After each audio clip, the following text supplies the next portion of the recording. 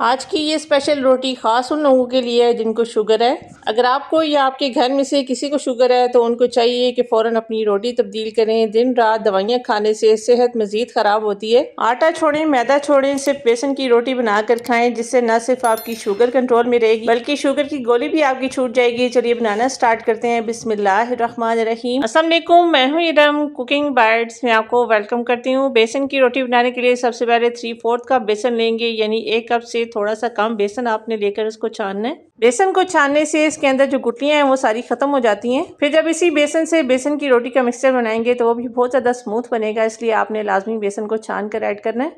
बेसन को छान कर इसमें कुछ वेजिटेबल्स डालेंगे। 3 टेबल स्पून इसमें डालेंगे बंद गोभी, पत्ता गोभी भी जिसको बोलती हैं। चॉपर में मैंने इसको बारीक चॉप कर लिया है। एक दरमियाने साइज़ की प्याज को भी मैंने बारीक चॉप कर लिया है। साथ इसमें शामिल करेंगे एक बड़े साइज़ का टमाटर, बीज इसके रिमूव करके बारीक इसको चॉप करके शामिल करेंगे। वेजिटेबल्स आप बेसन की रोटी में कोई भी शामिल कर सकती हैं, लेकिन पत्ता गोभी आपने इसमें ज़रूर ऐड करनी है। पत्ता गोभी शुगर के पेशेंट्स के लिए बहुत ही अच्छी वेजिटेबल है। शुगर के पेशेंट्स को कमज़ोरी भी रहती है, इसलिए उसको दूर करने के लिए आपने एक अंडा लाजमी डाइट में ऐड करना है। अगर इसमें आप शामिल नहीं कर सकते तो आपने अंडा बॉयल करके लेना है। अब कुछ स्पाइसेस भी इसमें जाएंगे। हाफ टी स्पून इसमें डालेंगे कुटी हुई लाल मिर्चें, हाफ टी स्पून हल्दी powder, half tea spoon mix गरम मसाला पाउडर डालने के बाद हाफ टी स्पून मोटा कुटा हुआ सूखा धनिया ऐड करेंगे।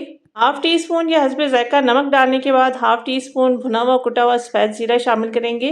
हाफ टी स्पून इसमें मेथी दाना डालेंगे, शुगर के पेशेंट्स के लिए बहुत ही अच्छा होता है। साथ ही इसमें हाफ टी स्पून सफेद तिल डालेंगे। सफेद तिल शुगर के पेशेंट्स को अक्सर पेशाब की ज्यादा हाजत होती है, उसको कंट्रोल करने के लिए आपने इसमें ऐड करना है। सिर्फ 2 चुटकी थोड़ी सी इसमें अजवाइन भी शामिल करेंगे। अजवाइन हाजमे को बेहतर बनाती है, इस तरह से हाथ से आपने मसल कर अजवाइन को शामिल करना है। रेसिपी का मेन इंग्रेडिएंट इसमें देसी लहसुन शामिल करेंगे। देसी लहसुन से शुगर बहुत ज्यादा कंट्रोल में रहती है। अक्सर लोग शुगर के कैप्सूल बनाकर भी शुगर कंट्रोल करने के लिए इस्तेमाल करते हैं। 1 टेबल स्पून देसी लहसुन डालने के बाद 2 हरी मिर्चें बारीक चॉप करके डालेंगे। 1 मुट्ठी भरकर इसमें धनिया और पुदीना शामिल करेंगे। अगर आपको इससे ज्यादा पसंद है तो आप इससे ज्यादा भी इसमें ऐड कर सकती हैं। अब थोड़ा थोड़ा पानी शामिल करते हुए इस मिक्सचर को मिक्स करेंगे। हस्बे ज़रूरत आपने इसमें पानी शामिल करना है, ज़्यादा पानी इसमें नहीं डालेंगे। इतना पानी इसमें डालेंगे कि इसका एक मिक्सचर सा बन जाए। लास्ट में इसमें 2 टेबल स्पून दही शामिल करेंगे, जिससे ये रोटी और भी ज़्यादा नरम और सॉफ्ट बनेगी। बेसन की रोटी को आप सुबह नाश्ते में यूज़ कर सकते हैं, इसके अलावा शाम को भी आप इसको इस्तेमाल कर सकते हैं, लेकिन मगरिब के बाद आपने इस रोटी को इस्तेमाल नहीं करना। ये बेसन की रोटी हाई प्रोटीन रोटी होती है, ज़्यादा देर तक इससे भूख नहीं लगती, तो जो डाइट करने वाले लोग हैं वो भी इस रोटी को आराम से यूज़ कर सकते हैं। बैटर की कंसिस्टेंसी कुछ इस तरह से होनी चाहिए, हल्का सा ये रनी है, आप देख सकते हैं। बहुत ज़्यादा गाढ़ा आपने इस मिक्सचर को नहीं करना और ना ही ज़्यादा आपने इसको पतला रखना है। बेसन की रोटी बनाने के लिए तवा यहाँ पर गर्म हो चुका है। घी या ऑयल से इसको ग्रीस करेंगे, आप चाहें तो देसी घी भी यूज़ कर सकती हैं। अब बेसन की रोटी का जो मिक्सर आपने बनाया था ऐड करेंगे।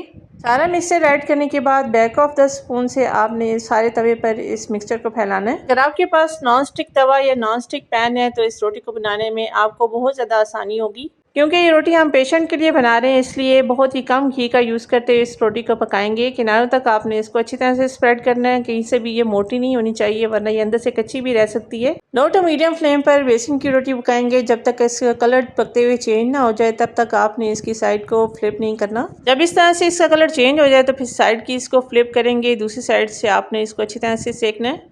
बेसन की रोटी की साइड को टर्न करने के बाद अब इस तरह से थोड़ा सा आपने दबाते हुए इसको पकाना है, ताकि हर तरफ से ये अच्छी तरह से कुक हो जाए। बेसन की रोटी अक्सर जब बनाई जाती है तो वो टूट जाती है। वजह यही होती है कि आपने मिक्सचर बहुत ज़्यादा पतला बनाया होता है, जिसकी वजह से ये रोटी टूटती है। दूसरा एक और भी वजह होती है कि रोटी अभी कच्ची होती है तो साइड को फ्लिप कर दिया जाता है, उसी दौरान ये रोटी टूट जाती है। तो रेसिपी को बनाने के लिए कुछ टिप्स और ट्रिक्स होती हैं जिनका ख्याल रखते हैं तो रेसिपी परफेक्ट बनती है।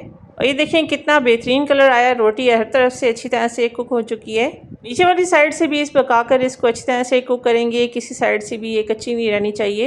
ये देखें बहुत ही मज़ेदार, बहुत ही शानदार बेसन की रोटी रेडी हो चुकी है, जिसको शुगर वाले पेशेंट के अलावा डाइटिंग वाले अफराद भी खा सकते हैं। आप इसके साथ ठंडी लस्सी भी बना सकते हैं या फिर लहसुन की चटनी भी इसके साथ बनाई जा सकती है। लहसुन की चटनी बनाने के लिए सबसे पहले 5 जवे लहसुन के मिक्सी जार में डालेंगे।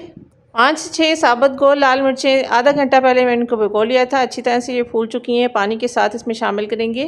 1 टीस्पून इसमें शामिल करेंगे नमक। 1 टीस्पून साबुत सफ़ेद जीरा भी इसमें शामिल करने के बाद इसमें शामिल करेंगे 1 टेबल स्पून सफ़ेद तिल। 1 टेबल स्पून कुकिंग ऑयल डालकर सब चीज़ों को ग्राइंड करेंगे। बहुत ही अच्छी सी लहसुन की चटनी बेसन की रोटी के साथ रेडी हो जाएगी। हाई प्रोटीन शुगर के मरीजों के लिए स्पेशल रोटी। यकीन माने जब इस रोटी को आप अपने डाइट में शामिल करते हैं, आपकी शुगर भी कंट्रोल रहेगी और आपकी गोली भी जो आप शुगर की लेते हैं वो भी छूट जाएगी। तो आप भी ट्राई ज़रूर कीजिएगा, कमेंट करके मुझे बताइएगा कि आपसे ये रोटी कैसी बनी। यहाँ पर अपने व्यूअर्स अपनी प्यारी बहनों से रिक्वेस्ट करूँगी, रेसिपी पसंद आए तो लाइक ज़रूर कीजिएगा, चैनल पर नए हैं तो सब्सक्राइब कर लीजिए। जज़ाकल्लाह। तो मिलते हैं अगली वीडियो में एक और नई अमेजिंग रेसिपी के साथ। तब तक के लिए अल्लाह हाफिज़।